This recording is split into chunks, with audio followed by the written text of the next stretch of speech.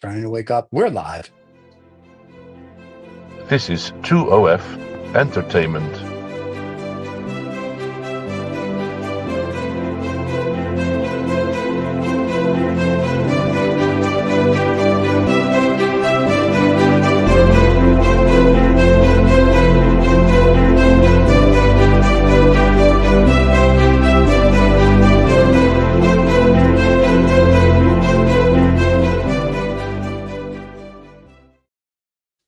Hey, here we is. Good day, sir. Yeah. How you doing? Good. We're closing in on the end of the year, and I know, right? yeah, we're Crazy. We've had almost 2 full seasons. It's just I know. it's been a good run, and we've really enjoyed talking with a lot of really good artists. I appreciate them taking their time to sit down with us and show their stuff and share that with whoever wants to watch it. And next year you got a whole nother season. We do have a whole new season coming up, and we would really appreciate people tuning in, and we'll share some great art. We had some great, actually they're queuing. I think January's already booked, so we're they're bound good for next year. Yeah, this might be, just so everybody's watching and listening, this might be Paul's last show of 2024, because all the artists are kind of like that. We're done for the year. So Brad Allen is our guest. I'm just going to throw that out there. And Paul will tell you about him, but Brad may be the last guest of 2024 for Canadian art today. So, well, yeah. And what a guest to land on. I mean, he's a prolific photographer, and I've known Brad and his work for a number of years, and it's just getting better. And he's from Alberta, just outside of Edmonton. And I think people need to see the kind of stuff he does. It's not just shoot photos like, ever since they invented the Instamatic camera, everybody thinks they're a photographer. Right. And I think you really need to understand why you hire a photographer. Why do you spend money? No, you don't just shoot everything with your phone, maybe for reference or family photos. But when you think about, I think he's gone through the stage of weddings and doing those things. He's doing more commercial and more things for himself. He really, really likes to find the fine art aspects of his photography making. So maybe we just bring Brad in. But before we bring him in, I just want to say, for the family, I usually use the lens cap. I leave it on my phone, so I take that picture. So I have and then I have with the wallet. You buy a wallet, it comes with a family in it. I usually just tell them that's my family, and it works out much better for me. Here's my family, and it doesn't matter what color they are, kids or whatever. Like, that's the family, and even if there's a husband and a wife, that's still the family, and they don't. They come with every wallet you buy too. I know, it's great. So it's instant family. I'm like, there you go. There's the family. There's the picture. No, we're done. I've done my thing. All right, let's bring Brad in, because now you guys can have a real dialogue, not with me. So, Brad, welcome to the show. Hi, thank you. Well, I'm going to leave you and Paul at it, so you guys can talk real photography and real art. And I'm just going to sit here and make jokes about families that come in a wallet. But I'll see you at the end, because I always have to ask my famous questions. So we'll see you and enjoy your show. Cheers. Right. Thank you. Thanks, Stephen. Well, good day to you, sir. How are you doing? Good day. It's all good. Doing well. Oh no, we're doing well, and we're getting near the end of our season for this year. And so, as Stephen was saying, you may be the last one for the season, but we'll see whether we get somebody next week or not. But we'll just save the last for best, right? I'm sorry? Save the best for last? We always save the best for last. It's it keeps people, it's like a cliffhanger. We keep people hanging on so they'll come back next year. But hopefully they tune in and watch what we're going to talk about today, because I think I've gone through the pictures you sent me, and I think they're pretty amazing. A lot of the photos, and how I think I prefaced this a little bit with Stephen, but we were just talking about how you make a photo your photo, right? Where it's different than another photographer, how they see things, but it's personalizing it. How do you take a photo that says, this is Brad Allen? When I look at that, he says, that looks like a Brad Allen photo. I think that's one of the highest regards you can get from somebody that says they can recognize your photography, even without a signature. It's embedded into the image, and you manipulate and take, and and produce a piece of art. And I guess we'll call it that. That's sort of what you do, is that not? You're creating art from your work?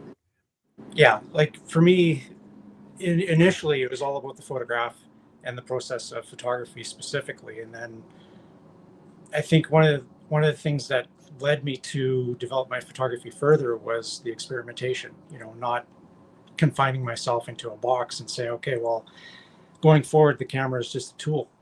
And so it's just part of the creative process. And so going forward from there, like a lot of people, when they create work, especially, from scratch, like whether you're a sketch artist, painter, or sculptor, or so forth, there is that inspiration, but you have to have an idea in mind of what it is that you want to create.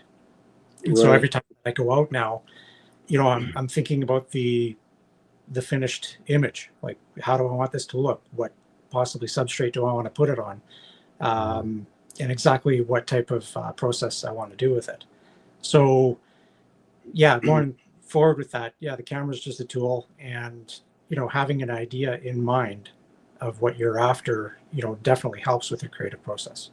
So are you an artist as well at the same time as being a photographer? You do artwork as well? Like, I do. Do you paint a background and then put stuff in, or do you manipulate two images together, or three? How do you work that? It can depend, again, on what the subject matter is and what I'm after in the creative process. When I was basically in grade school, one of the things that I did was I sketched a lot. So I sketched a lot of wildlife. I did a lot of portrait, and that was all using pencil.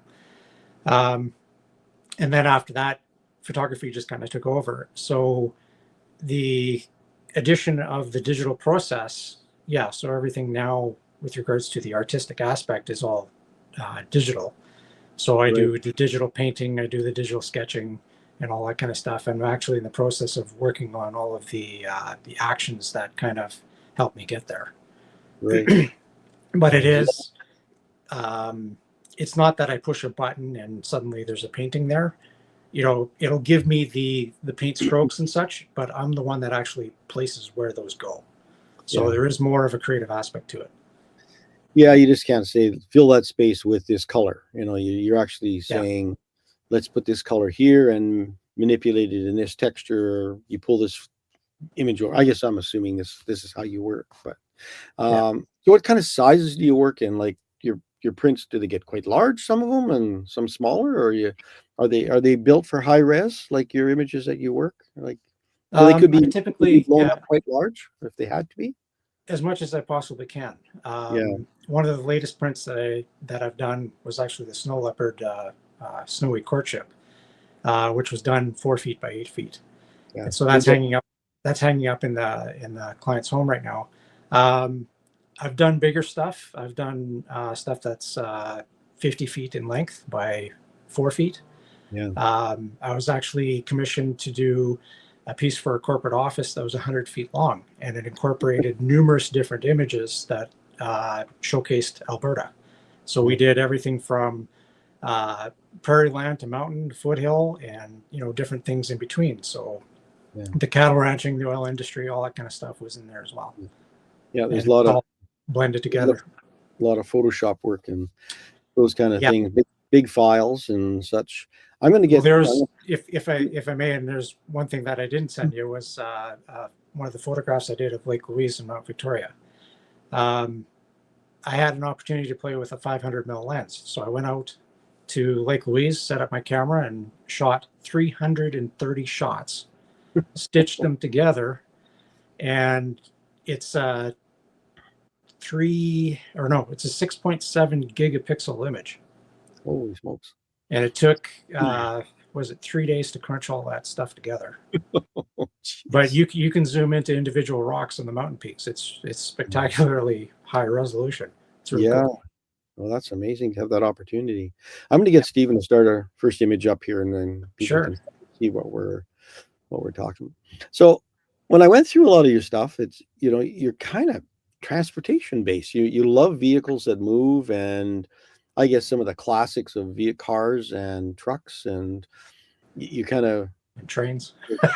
Well, sometimes you look for the polish in something, and sometimes you look for the anguish in the vehicle.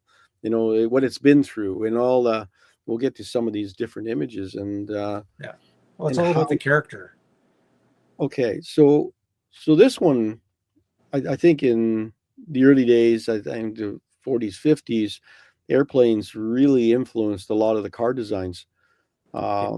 in the early years. I mean, they were taken over by the aeronautic industry. You know, the streamlining look. You know, the Airstream trailers. The you know, I guess just even the decor. So here you have this hood ornament, you know, on a car. It looks Yeah. so rich. It feels like a wine decanter or a liquor decanter top. Like it just looks so rich. I love the burgundies in this color, and just the. Can you talk to some of the things a bit about? Um, I guess we have back up a little bit. I guess your journey a little bit about where do you kind of start, Brad, in your photography. You know where you were and kind of where you're going now and where you're looking for in the future. What's your vision? Well, I got my start doing, the nature, wildlife, doing portraits, limited weddings, um, and went through trying to grow myself, to be able to shoot numerous different types of subject matter. So I started shooting stock and went into assignment and commercial work. And from there, I also got into the film industry. So doing an extensive amount of background work, some acting work, ended up doing, finishing off that aspect of what I do behind the scenes with cinematography, directing, all that kind of stuff. Um, so it gave me a real interesting perspective, I guess, on image creation. So from a cinematic point of view and also from the photographic point of view. But yeah, being able to cover all of that different type of subject matter, like, for example, shooting wildlife can help you to shoot portrait and vice versa. And so, never limit yourself to one thing. I kind of always grew up with that idea in mind. Even when I started the martial arts, I've studied numerous different types of martial arts. So that approach just kind of stuck with me, throughout this process as well. Right. And so growing in my work, I'm always trying new things. So trying new lighting situations. And one of the things that helped me grow as well is that, a lot of photographers will go out and they'll shoot the scene in front of them, which is great. And a lot of times they'll go out there and, shoot during the most optimal conditions. So the best light, the best, conditions for landscape. But what I've found with the different varying degrees of subject matter is that you don't always have those optimal conditions. So a lot of times, when I'm going out and shooting an event, for example, um, like say for a car show, you're not getting the best scenario to shoot that car. And oftentimes, like for me, I don't have a studio per se. My studio is the outside, so I have to learn how to shoot in that environment. For whatever is happening or whatever I have planned. So being able to be flexible enough to take the existing conditions and turn that into something that works as art, maybe not necessarily as a photograph on its own. Yeah. So being able to expand, try new things. I think I'm at a point now where I can go anywhere and shoot anything and, have it turn out as a photograph or as a piece of art because I've got the experience now to be adaptable for that situation, that scenario, that Yeah. lighting condition, and so forth. Yeah, and I Uh, think I've been on a few commercial shoots over the years, and you kind of have to you go with an idea where you want to go and do something, and then you got to kind of think on your feet, yeah, you got especially to roll with it. if there's something going on a little bit different, the weather changes, some different things, the lighting changes, you have to have an alternate idea, like where you can say, how can I keep the same idea but make it better using the Yeah, situation I'm dealing with? And I think a lot of really good photographers have that ability to seek that out, and they look forward to it, actually look forward to the change. Nothing worse than just a big bright blue sky with no clouds. okay. Or vice versa when Blue skies are great, but yeah, you need some of the drama in there. Otherwise, it's you just do. It can flatten up everything. yeah. Depends what you want. Some people want that Oh, flat exactly. look, so you got to wait for the right thing. And I think it's a real patience thing. And I think maybe digital has allowed a fair bit of leeway for people. The old days of film, you didn't have that. No. I think when they invented the automatic machine gun for the camera, they could shoot multiple images within a second. They thought, oh, this is boy, I can catch that bird in flight. I can do all these different things with it. But in the early days, you'd be figuring out how can I do that with your camera.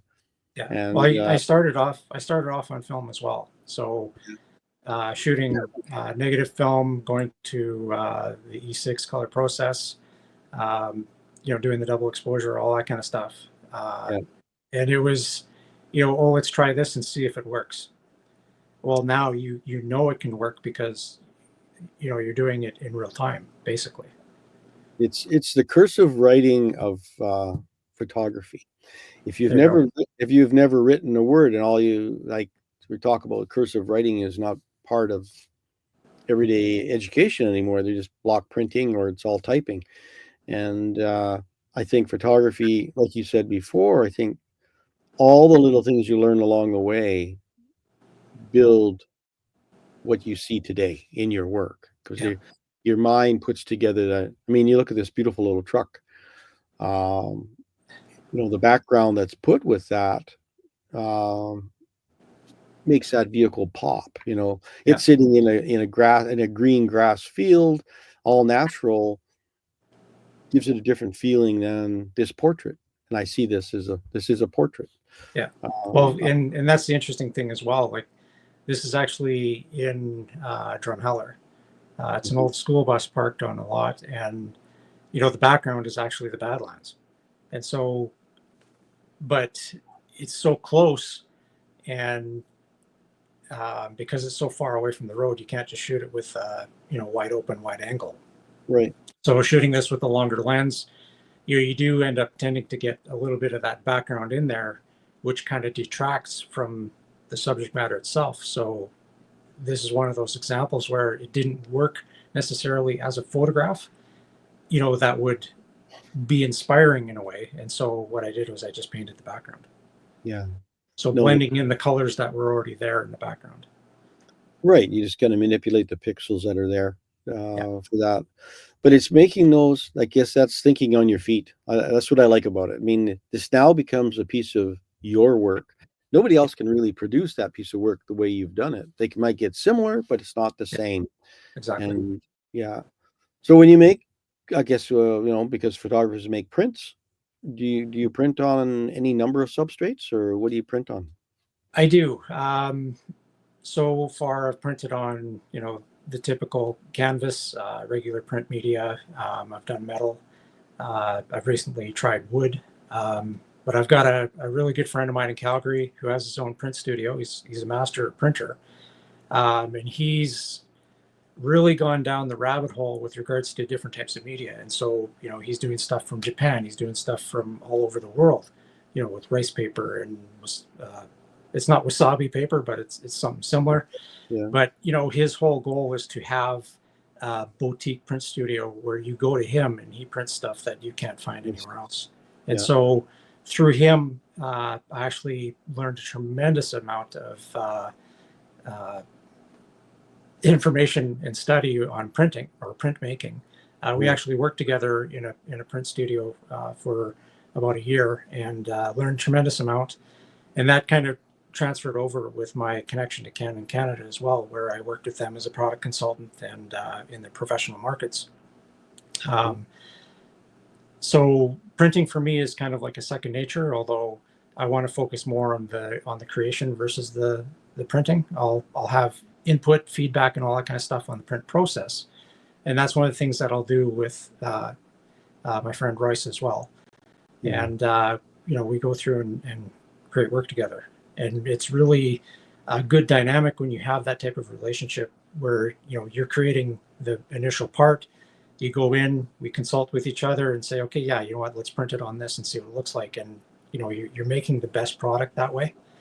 And so in Calgary as well, there's Big Metal Prints and they're going to be doing my metal going forward. But yeah, so my friend Royce in Calgary, we do everything except the metal. Yeah. And the big metal guys do all my metal print. Yeah, I think it's important to bring in people that make you look good. I think, Well, and I would, exactly, and you're bringing in that extra expertise. yeah, because So that's the you big can't difference. learn it all. The other thing is you don't have the machinery around you to learn it, right? They have the equipment. Yeah. Um, Well, you can do it. I've tried to do that, but it becomes a huge task, and the thing is what do you want to focus on? That's right. So I think that's a great, actually, that's a great idea. Like focusing is really important. Yes, you can do everything, but sometimes it's better to focus on a few things that you do really well, Yeah. and you get somebody else who does the same thing with their industry. And if you can work together to create a better product, um, in the end, in other words, they know the substrate, they know, resolution that you need to give work to, or whatever you're going to do, how they want their files for your, you know, like you said, you have that meeting and you kind of decide how you want your work to look like you, so they can help you actually develop your look, right? Yeah. Well, the other aspect of that too is, I wouldn't want to take this in, like say if this shot of the truck, I wouldn't want to take that in and just say, oh, I want it on this substrate and that's it. For me, part of that process, along with the consultation, with the guys that I'm working with, is I'd say, okay, you know what, this is a photograph of a truck. It's actually a real metal truck. There's not any plastic in it, so I want it on that type of material. Like I, Right. in a heartbeat, take this on right onto metal. I wouldn't want to print it on, um, for example, canvas. It just doesn't represent what the truck is, if Maybe. that makes sense. For me, a lot of times the subject matter will dictate itself what substrate it goes to.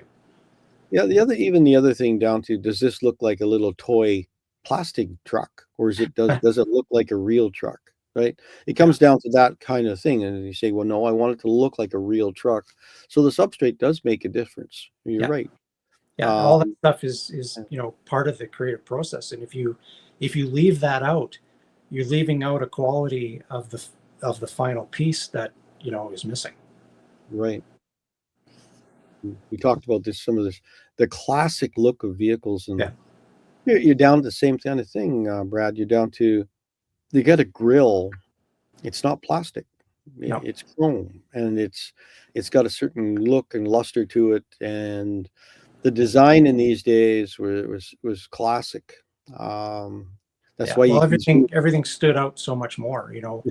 There's so there. much more character, even in like you could even say even in the paint color, but the paint color, you know, helps with regards to the design as well. Like look at the contrast between the chrome and the paint. Yeah, It's it's beautiful, really, at the end of the day. But yeah, there's so much character in these older vehicles that a lot of the new ones just don't have. do you ever find that you get yourself in some of these photos, the chrome and the reflection and the stuff that Oh you, yeah, absolutely. Like a lot of times I'll see myself in the reflection. It's like, okay, how can I move myself so I don't see it? What kind of lens, can I shoot it with a longer lens maybe and, be further away and then not be so much present in the reflection.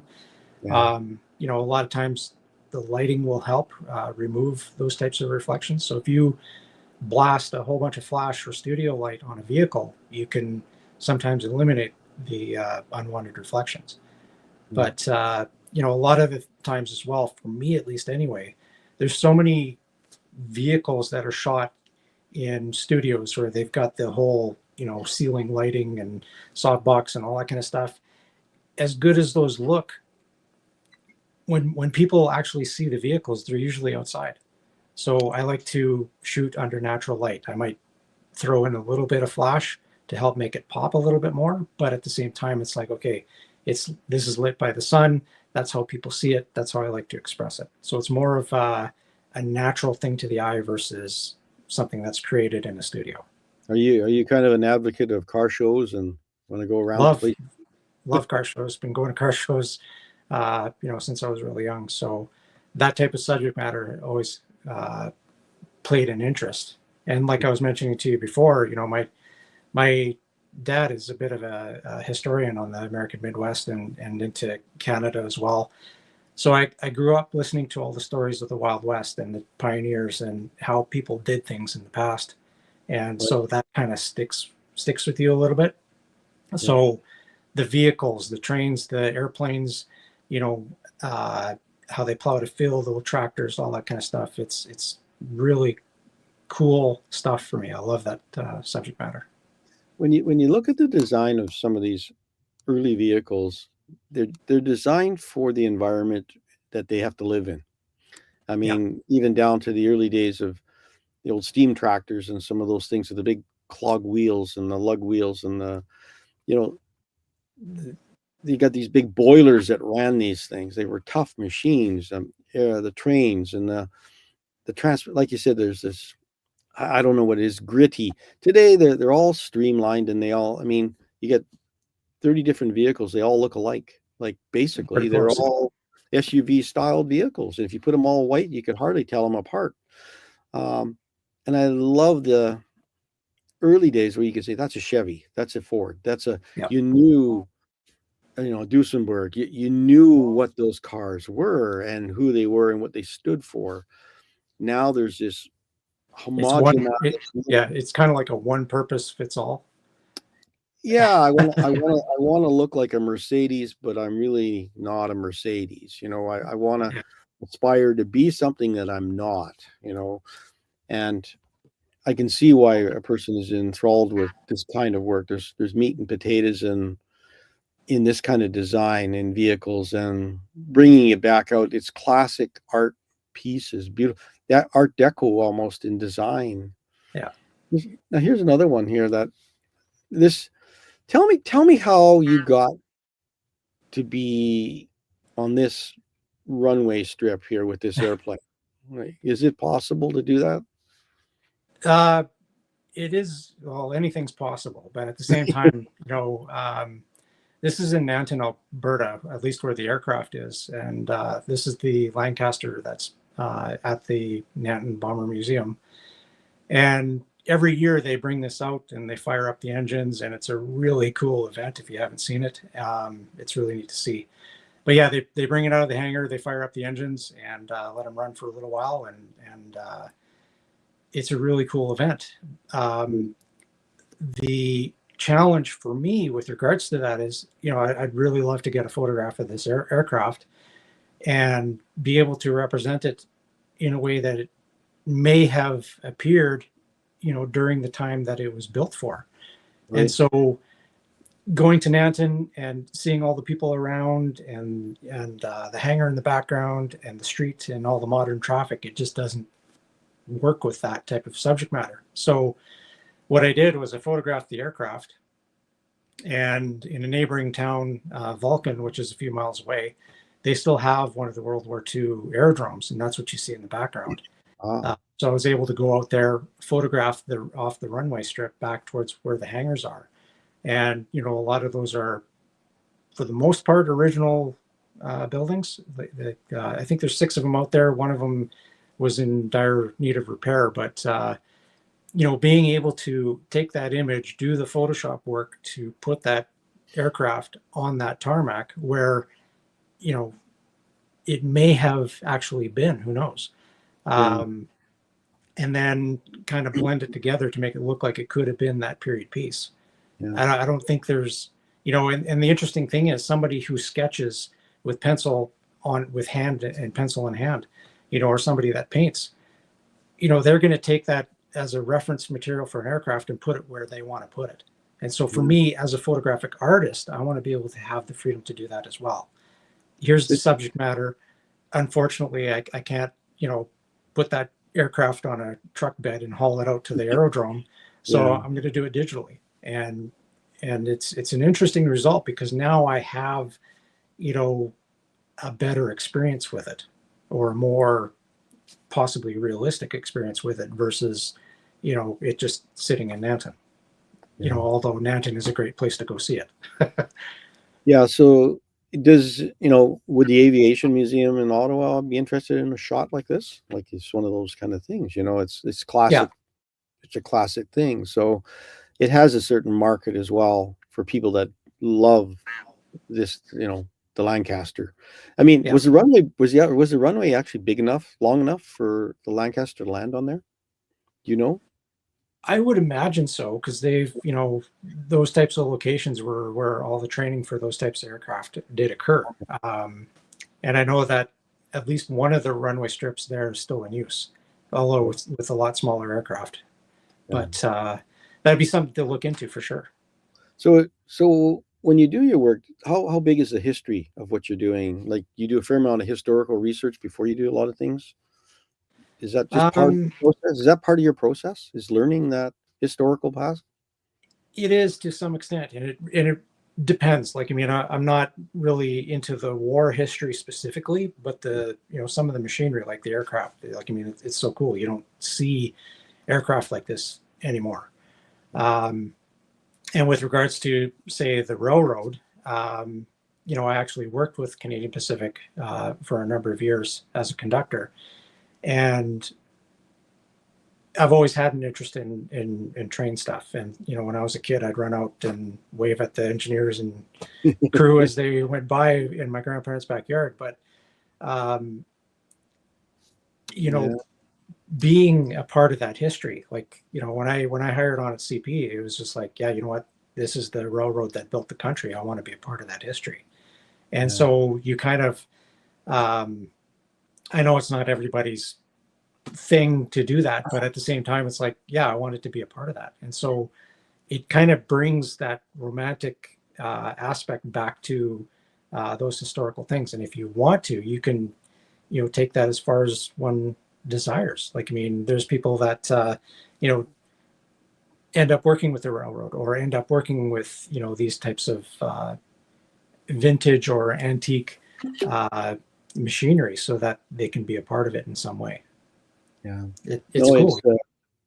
I think a lot of kids grew up in those years where they want to be a railroad engineer, or they fly an airplane. Like, I think that was, I had friends that wanted to be a commercial pilot in the day. I remember him talking about that. And I don't know if he ever did, but it was one of those things that he wanted to do. And I never thought of flying, but I did want to be an artist, I guess. I've always wanted to fly as well. It was just never really part of the equation growing up. There was no access to it. But interestingly enough, the first winged aircraft I was ever on was the B-1B stealth bomber. Yeah, right. So, those connections with the photography, it kind of helps with those types of experiences, I guess. Yeah. I love this shot. I mean, I've seen lots of transportation shots and railroad shots, and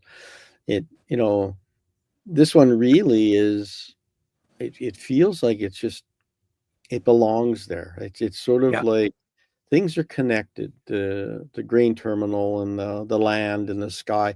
The sky even feels that feeling of movement in it from it's like these, I don't know, sweeping clouds. Yeah, a little bit, but I mean, it's sort of this little touch of ochre that's in there from the cropped land that's there, and it just kind of it adds I guess the word is story. We always look for what is the story in everything, whether it's a painting or a picture or any kind of art that you can sculpture, anything you can do. You say, what's the story behind this, or is there a story? And I think, do people just conjure up their own story when they see this thing? Like, is that what builds in people themselves when they see that? In other words, you're a rural person, you've been to an elevator, oh, this makes sense to me, or there's some of those things in you when you make these shots, or is this about you mostly, like make you happy first? For me, it's just the relatable aspects of it. So for me, growing up, like, I mean, I never really lived in a city until I moved to Calgary, and that was back in 1993. And I did that for school. And when I lived there, I couldn't wait to get out of it. But growing up in the late 70s and the 80s and such, like, I mean, grain elevators were all over the province, and those were how, at least for me, I identified in part where I was. And I greatly loved that experience. We moved around a lot when I was growing up. My dad worked for the government in forestry, and we ended up moving different locations every few years, because that's what happened in those Yeah. positions. They moved you around a lot. So seeing grain elevators across the province was something that is very familiar to me and so forth. And so, tying that into my experience now in presenting this work it's a feeling of home to some extent, so that's how I connect with it. And then putting the historical element in there as well, and CP bringing 2816, the steam train called Empress, back, it was just a very heartfelt thing for me to be able to, go out and be able to capture these images. Yeah. So for me, this is paramount. I sit back and I look at that and I'm like, yeah, you know what, I got it. Yeah. Well, yeah, and these were a little simpler days, too. Right now they're running 100, 150 cars. It's straight product, right? Oil, potash, whatever they're pulling. Yeah. And in the earlier days, there's even the occasional, people mover. There was a caboose. There was a lot of those things. There's a very romantic time. Yeah. We didn't know it at the time, but it was. If you look back and you think it was very personalized. Now it's not. Well, and I think that in part is, goes towards the romanticism of that era. You were basically an explorer to some extent. You were going places that not a lot of people went, especially on the railway. And it was experience. Every locomotive had its own characteristic, its own individuality, and with the modern moving equipment, it's just all the same. You know what I mean? And not that it's not interesting. There's a lot of the new equipment that is interesting to capture. And I've actually got a diesel unit train coming through here, same location in the middle of winter with like 6 big diesel locomotives on the head end, and it's just as wonderful of a shot. But this is steam. Yeah. It's different. It's got longevity. It's got life. Yeah. No, it's definitely it's something now that's rare. Yeah. No, I love it. There's something a little different. You had me pop this one in, and I said, okay, well, where's the photography come in this one? Now this is part of your drawing program that you work with. Yeah. This is my customized sketch aspect, or Photoshop. But yeah, this was taken at an event in Arikana at the Pioneer Acres Museum. So they've got, it's basically a demonstration park for the most part. So you can go there, you can see old ways of plowing with steam tractors or by horse. There's lots. They have probably the biggest tractor collection there across Canada. And so anyway, they've got all the events there. They've got all the displays and so forth. And one of them, this particular day, we had all of the smoke from the fires across Alberta and BC. And so it was just horrendously nasty lighting conditions. It was hot. And so here's this team of gray horses out plowing up a field as part of the demonstration. And, under those conditions, how do you get a photograph that, represents what it is and have it look good when, you can barely see it through the smoke? So this is one of those scenarios where I went in and I said, okay, you know what? I probably may never see this again. Especially in the way that this team was working together. There's a really nice little flow there, from the closest animal to the farthest. And, so you're there, you got to get it while you have the chance. So how do I take this image and make it look, like a fine art piece versus a photograph that was taken on the most horrible day you probably want to get a camera? Yeah. So processing it in a way that works best for, this type of presentation, it means that, hey, you know what, I can still utilize this image and make it look, something art worthy. Yeah. I think you have to look at that as far as your inventory as well. Like, how can I use what I've got and make it something different and unique. It's a very unique piece. It has a very sketch-like feeling to it, and Yeah. I can Well, and that's see. yeah, and one of the things too with regards to like it's interesting because I've had the opportunity to work with and be a part of so many different things. And growing up, my parents were into horses. Like that's how they got together. That's how they met. Yeah, And so horses were a very active part of my growing up until I left home, basically. yeah, So seeing horses, and we never I never had a pet growing up really. Every animal that we had on our acreage or farm, was a working animal, and so this is how I kind of relate to, horses especially. You never want to have a horse and have it sit, because there's no engagement there. You don't learn anything. The animal kind of wastes away to some extent because you're not doing anything with it, right. and it's not good for them either. Yeah, So so many farms now that have a few horses, they're just there grazing. It's only there for maybe someone to ride occasionally, yeah. but they're not really doing what they used to do. They're replaced by machinery, and Yeah. the way Well, and the that. other aspect too is if you have a horse, do something with it. You don't want it sitting out there because, the less you ride it, the less it's going to want you to ride it. Yeah. If you're working with an animal continuously, then you're building that relationship. And, that's how you develop a connection with that animal. You don't just have it out there to look pretty. If you have a couple of horses, and after you have a couple of horses, and my uncle had them, and he said you turn around one day and said you got 20 horses, and he said, where the heck did all these horses come from? He says Yeah.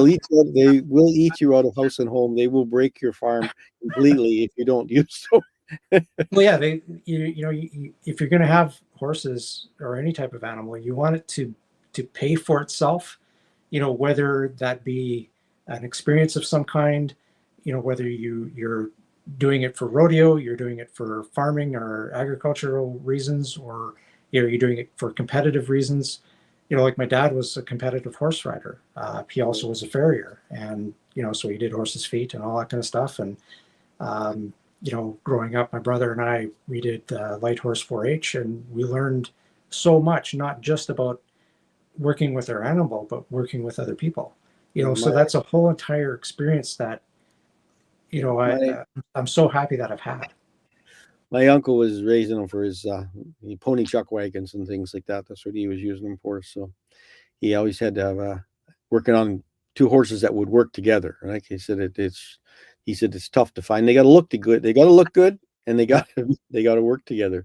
So that's what he was doing with his horses. But he said to get those, you need a bunch of other ones that with your breeding stock and such. But Yeah. anyway, yeah, this is a nice serene feeling. It just feels like I just want to come home to this one. It Yeah. feels Well, this is Heritage Park in Calgary.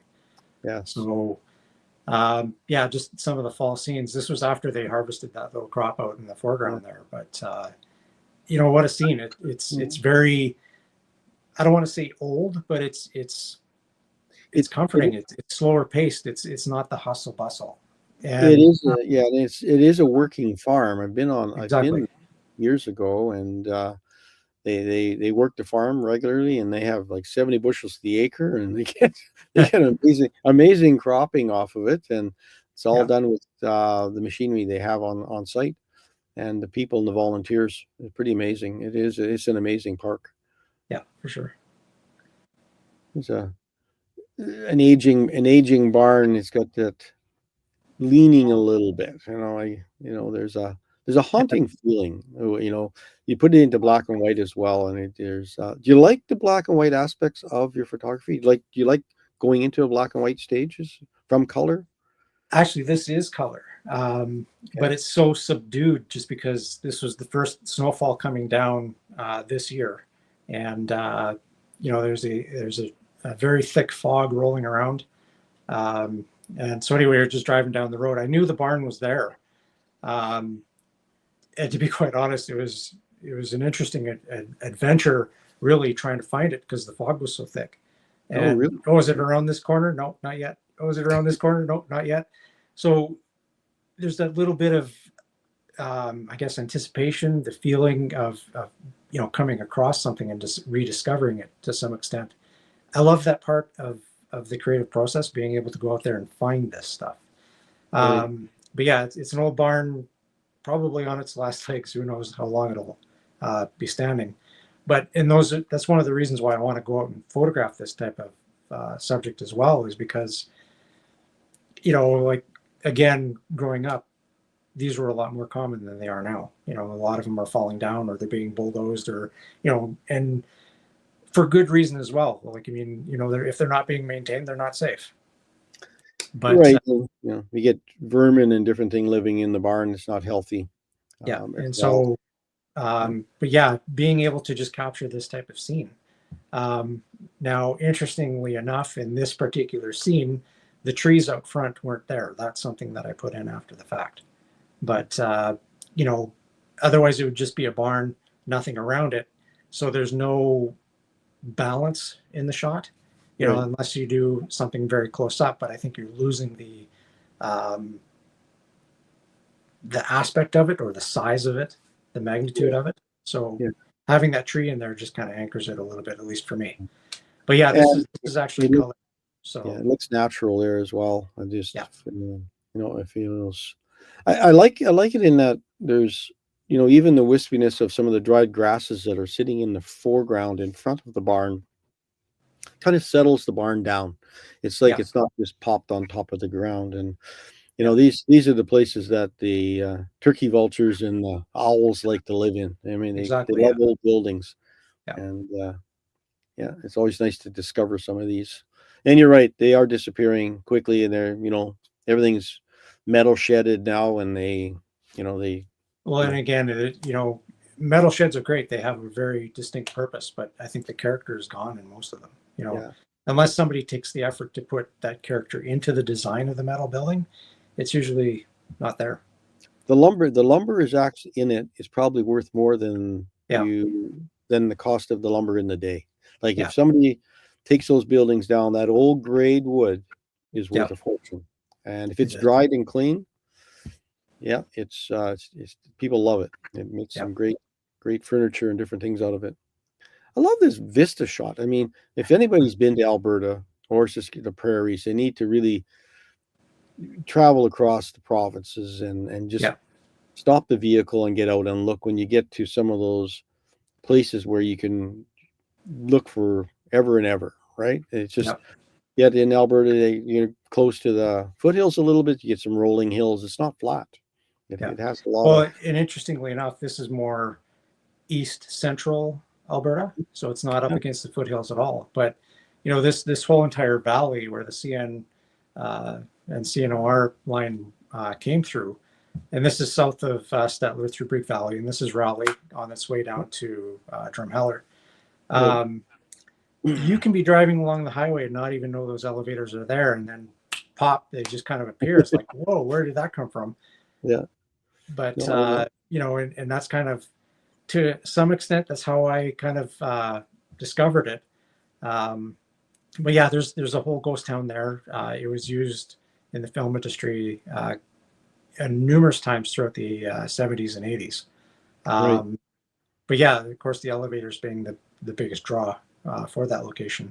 Now, this image here, panoramic, but it was shot from about a mile and a half away.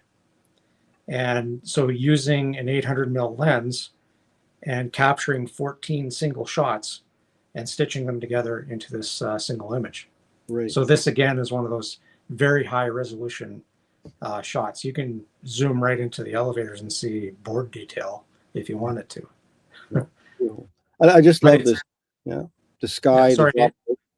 I love the sky and the drop light, the backlighting that can happen, and you have to wait for it. Like I mean, you can do some manipulation in Photoshop as well, I realize, but this stuff can happen. And with clouds, the light can move in and out and shut down on you in a second and a half if you don't shoot when you're ready to go. Right?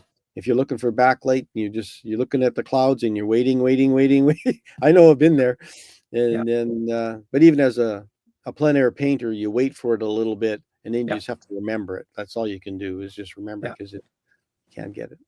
Well, the one thing that I really love about shooting this type of landscape you know, a lot of people come into this, go right into town and photograph the elevators, and I've done that myself as well. But, you know, having a bigger sense of things, so not just the elevators, but the entire landscape around it. So this, to me, becomes more of a landscape shot than a railroad or a grain elevator shot specifically, because you know it's more of an environmental situation now where I've got the subject matter, it's in the background, it's actually shot with a super telephoto lens which compresses the landscape so that you can see everything that's in there. Because a wide angle, you'd never see the buildings on the right hand side. You'd see them, but they'd be so tiny in the frame. You'd never really see the background. You'd never see as much of the cloud detail right over the subject. Mhm. So, you know, shooting with a super telephoto lens, getting that compression in the landscape, that's huge for me. I love that because to me, that's how I see it. I don't see it in wide angle. Yeah. So how do you deal with the parallax that can happen with the camera lens? You actually get more of that effect using a wide angle than you do with a super telephoto. Okay. Yeah. You know, so you're getting the compression, and so you're getting less distortion between the images when you put them together because it's all compressed. It's basically being Right. brought up to the same plane almost. Yeah. Yeah, you can see with the wide angle, you see the building start leaning out Yeah. quite a bit, you know, and they lean back in. So it's kind of, yeah. This is classic. Classic. I love this waterfalls. I mean, if you're a painter, a plein air painter, or even a photographer, these things are magnets for people. They Yeah. just love to sit and shoot water. And so, was this a bit of a longer exposure for the water and to give you Yeah, this? this is actually handheld. You know, some of the in body image stabilization, lens stabilization, all that kind of stuff. It's getting really good now. So yeah, this is handheld. Just hold your breath, put your elbows in, support yourself, and you know, take that shot. Fingers crossed, you get something sharp. Yeah. But yeah, this is the Ram Falls, just southwest of Rocky Mountain House in Alberta. Okay. It's a fantastic location. Love, you know, this is along the Forestry Trunk Road through that area, and yeah, I've wanted to see this location for a long time. I've been out there when I was really young, but I don't remember it. So you know, coming out and seeing it again, and yeah, When these types of features in the landscape, I love them. I mean, I could live here at this location and be quite it'd happy. be nice to have the house, yes, your studio overlooking this. Yeah, The for sure. So you're dealing with any wildlife along the way when you're out there shooting? Like Well, when you this particular trip, I guess I had a little bit of extra sensory going on with regards to that because I was out here on my own. This was Yeah. during a weekday, no one else around. It was, you know, stupendously quiet. And but again, it just kind of adds to that experience, right? You know, you're walking out there, like it's probably, I don't know, about half a click or so to the viewing platform from where you park. And then you walk down, that's probably almost 800 or 1,000 feet down to the platform and where you can actually see it. But you know, that's a really cool adventure on its own. You know, Yeah. you're out there, and you know, every once in a while I'm yelling and screaming, and like not hysterically or anything like that, but just making sure that if there is any wildlife out there, they know I'm there. And Yeah. meanwhile, I'm walking with my camera. I'm ready to take a picture of it if I see it. That's the wrong thing to shoot with sometimes is a camera. Yeah. Well, there's been a fair amount of bear and like coyote and wolf things happening lately this last while, and Yeah. Well, and people the have thing is too, like, I mean, approached. knowing Yeah. being in No, the yeah, country for please. most of my life and living in, some of these areas as well, when I was a kid growing up, you have a certain um, idea of how to do things in the wild, basically. Going on horseback in these areas, you always want to make a certain amount of noise, let the animals know you're there. You don't want to be in a situation where you're caught off guard or they're caught off guard, and then there's a confrontation. You don't want that. So you're standing over to the left, and these snow leopards are looking at you. I can just see that. Well, the This interesting is thing, the shot we were talking about in the beginning. yeah, the snow leopards, the pair is actually in Calgary Zoo, and the funny thing is, years ago, I was photographing the snow leopards at the Calgary Zoo, and a lot of people give me flack for that, but at the same time, it's like, well, you know what, I could go over to China or Tibet or the area where these animals are. I could spend hundreds of thousands of dollars going out there on expeditions and never actually see one.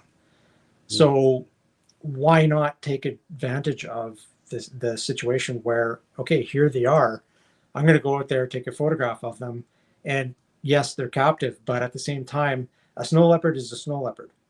When a painter comes into the zoo and photographs reference material for their wildlife paintings, I don't see that any different here. I'm photographing the snow leopard to reference them for a more natural environment.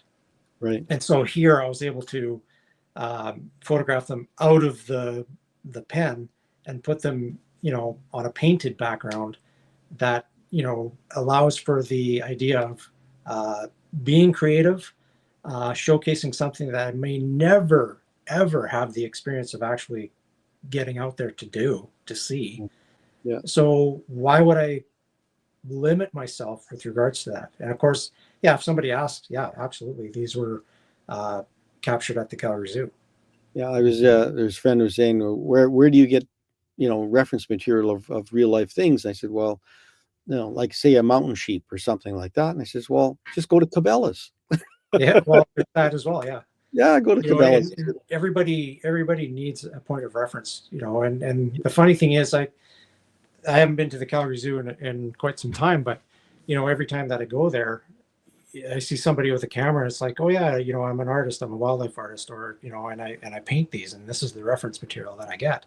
Yeah. So, and it's funny because a lot of photographers will get inspiration from paintings of animals that maybe they haven't seen yet, or they want to, or create a specific image with. And growing up, seeing Robert Bateman prints and a number of the other guys, that do really interesting wildlife art, that was inspiring for me growing up, because I'd never really had or got the exposure to the photography specifically, unless it was through, some of the magazines I had, like National Geographic or Ranger Rick or, Doodlebug or whatever magazines that, were at the time. So for me, seeing that type of imagery was a huge inspiration, a big influence, I guess. And, when I brought that snow leopard print to life, 4 feet by 8 feet, those cats are almost life size. And that's, to see that and have that, it's an experience all on its own, even though it's a print. Right. Well, and it makes quite an impact.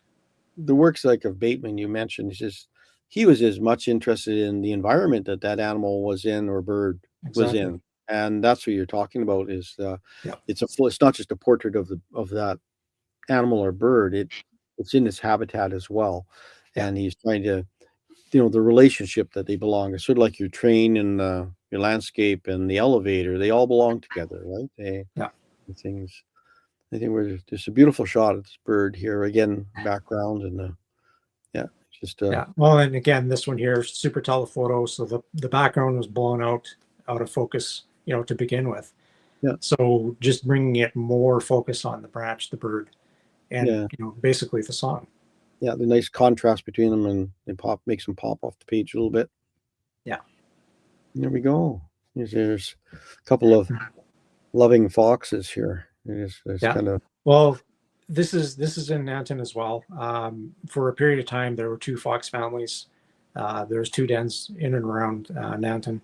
This is one of them, and just being able to capture those moments between, Mama and Kit. It was, it's really interesting, and I was testing out new 600 f4 lens, so super telephoto, and they were just playing on the hill right above their den, and being able to capture that, is an experience all on its own. You're being I, able to see them up close like that.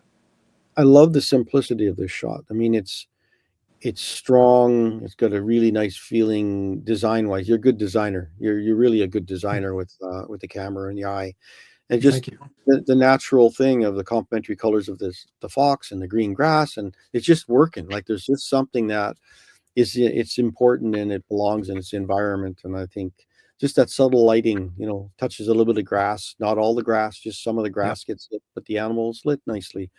And they don't. You got to wait for those moments, and you probably go through, 800 selections to get the right one, right? You say, are the animals engaging enough? Are they not engaging? Are they just hanging around? I think the one of the most important things that a lot of people might miss out on is, when you're photographing subject matter, it pays to have a little bit of knowledge or understanding of the subject matter.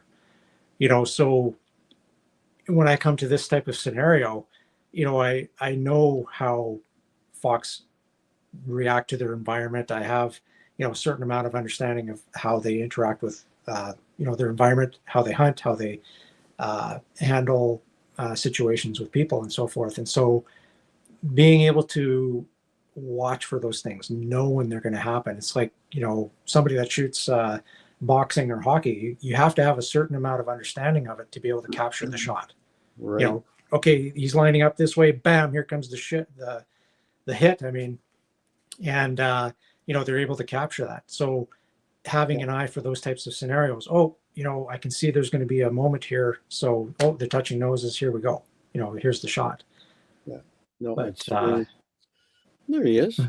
Very nice. I like that. I like him. I was actually looking at his website the whole time you guys were talking. So nice. so I like that. But the foxes at the end, that's my favorite. I mean, there's a lot of my favorites, but the cars, the airplanes, the wildlife, but I was looking, the foxes at the end. That's a beauty. That's very class. That's like you just look at that and go, he's got one of a snow leopard walking at you. I don't know if you showed that or not, but he's got a lot of cool stuff on the animal side. So every time that I capture wildlife imagery like that, I'll typically bring it home, I'll print it up and I'll put it on my wall and I'll sit there and I'll stare at it. It's like, wow, I finally got it. This is great. It's very cool. I think that's for the fans that are watching. If someone wants to buy one of your pieces? Now, I was on your website, so I have a good idea. But what do they range from what to what? I typically don't want to do small stuff. Okay. There's a lot of influence on me to do smaller stuff that covers a little bit more of a range, so that there's the affordability aspect of it as well. Right. For me, it's always been about the experience of it. So typically, the bigger the print I can make, the more impact or experience you have with it. When you there's a, unfortunately it's not on my website. I'm working on getting it up there. One of the most popular prints that I've probably ever created was this timber wolf that I shot out in Canon Ambassador country, and it's curled up in a ball. And I was shooting from a vehicle, and I had my 600 mil lens, and every once in a while she would open her eyes and look at me and then go back to sleep. And one of the times where she opened her eyes, I just clicked. And it's one of those shots where she's looking straight down the barrel of that lens, and no matter where you are in the room, she's looking at you. It's like the eyes follow. Nice. It's such a cool shot. So I turned that into a limited edition print, and it's life size. And what an impact. You can put the life size print and, a 5x7 card of it side by side, and the card just kind of disappears because the experience of seeing that wolf face to face is just so the life size print. Then what would that go for if someone says, I gotta have it? What would they pay for that? Those started selling between $1,500 and $1,600. Okay. They've gone up, since, just because of the cost of materials, all that kind of stuff gets up there as well. But as I build and sell more of that type of work, the value tends to follow that as well. Cool. Yeah. All right. So get it now while he's building his work. There you go. Well, and it's Canadian, right? It's like it's 1,500, 1,600 Canadian. That's correct. And so in euro, it's free, and then you just pay a lot for shipping. And in Well, America, anybody it's from like the US $7.50. right now is getting a huge deal. I was going to say, not like the euro, but they're getting a huge Yeah. deal for the dollar. Yes. Pretty So much. very Yeah. cool. Well, Very thank you cool. for coming. It was fascinating. Below will be his website. So if you want to check out Brad's stuff, feel free. Well, the And if other you, thing aside from sure. you know, the work that's presented on the website, if somebody is looking more for, you know, personal experience with regards to the work and Mhm. me creating it, like, I mean, I'm always open to work with people for, you know, a custom artist edition Okay. or, you know, a customized piece of artwork. You know, hey, maybe they want a certain landscape with some specific subject matter in it. You know, those are things I can do as well. You can do commissions Cool. for people as Yeah. well. Very, Yeah. very cool. Well, if you can't figure out how to get a hold of Brad from his website, reach us here at the show or reach Paul at Artist in Canada, and we'll get you in touch with Brad. Brad, thank you so much. Have a happy holiday. You as Paul, well. it's Thank you. always good to see you. This may be the last one for 2024. So I'm going to say have a happy and healthy. And if I see you next week, I'll say it again. And then there you go. All right, everybody. Thank you so much. Don't forget to subscribe and like. We'll either see you next week or in 2025. Cheers, everybody. Sounds good.